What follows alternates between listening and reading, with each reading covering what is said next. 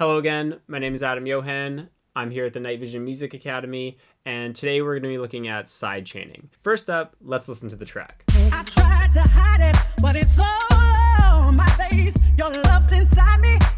Your love's inside me. Your love's inside me. Your love's inside me. Your love's inside me.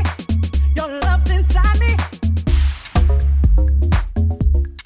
All right, cool. So you get the basic idea. We only have a few tracks, drums, sub bass, kind of FM bass lead, string, vocals courtesy of Regina Bell, and some effects. So how can sidechaining help this? Well, first off, let's talk about what sidechaining is.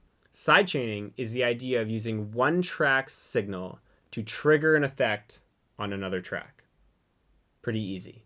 So you'll notice that a few of the effects inside Ableton, like the compressor and the gate, have an option here, if we click this disclosure triangle, to sidechain to another signal. So what that allows us to do is, instead of this compressor responding to the bass and listening for the bass to pass the threshold and compress the signal, it'll listen to the kick or whatever to determine when to turn on. So this can be really cool because we can use it first and foremost to get this like crazy pumping effect, but we can also use it to trigger things like gates and use it in a more technical way to get different pieces out of the way of one another when they play at the same time or occupy the same frequency band. All right, so let's look at sidechain compression. Probably the thing you're thinking of when I said sidechain the first few times. So what does a compressor do? Well, in a really, really simple definition, it listens to a signal, and if that signal passes the threshold you have set, it'll compress or turn down that signal. It's a very basic way of explaining it. So normally, if I have a compressor on the bass track, it's listening for the bass, and if that signal passes the threshold, it'll get compressed, which for the most part means it'll be turned down. So we can check out here, if I solo the bass, it's already compressing the signal without doing anything. It just means that it's a pretty hot signal and it's passing the threshold of this compressor, so it's getting compressed or turned down. Cool. So that's all neat, and that has its own function, and compression and actual use of compression is a story for a different day. But with sidechaining, we can have this compressor listen to another track's audio source or signal to trigger. So if I open up this triangle here, click sidechain, I can choose anything I have in the track, for instance, drums, and then maybe go down to the kick drum. And I can use the kick drum to trigger the compressor. And if you're thinking, why would I want to do that? Well, it's pretty cool because the kick and the bass often occupy the same frequency band, and that can create a whole bunch of problems like mud or just a bunch of gain. So what we can do, or maybe they're just like not that groovy, or you want a big pumping effect, whatever.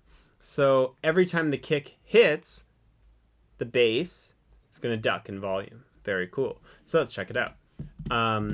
Here I have its sidechain turn on, and now you see this is bouncing up and down, awful lot like the kick.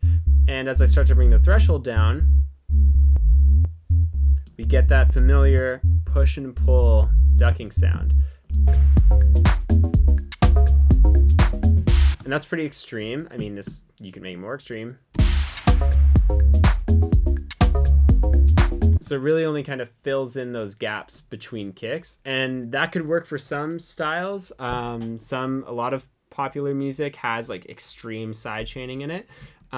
If you're looking for a more kind of like technical use, I would probably just really lightly bring it in just so the sub gets out of the way of the kick a little bit.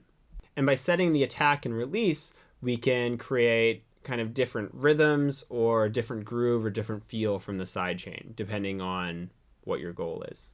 All right, so let's take a look at the vocals. Over here, I've set up a couple different sidechain gates. So how a gate works is we have a threshold, and if something in the signal source audio goes past that threshold, the gate will open up, and then it'll close when something's gone.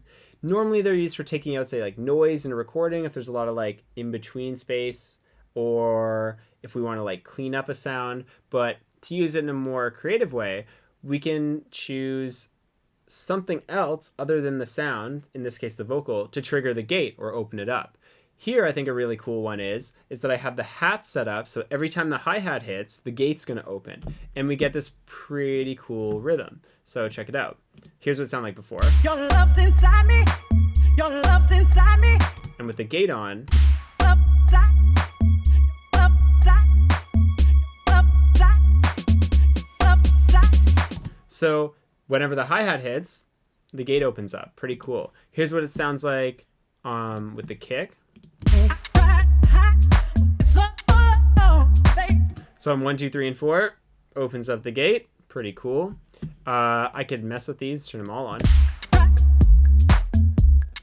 Doesn't really work, right?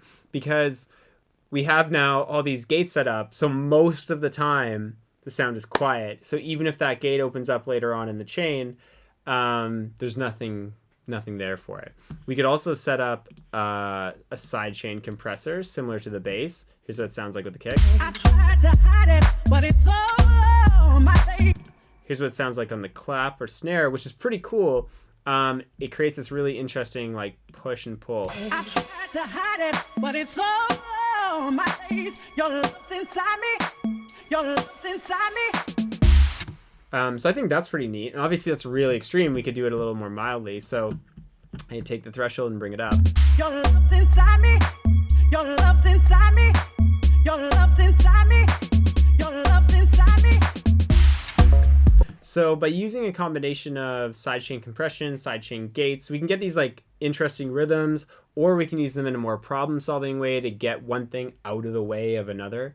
Either way, it opens up a lot of doors for creative work or more technical work.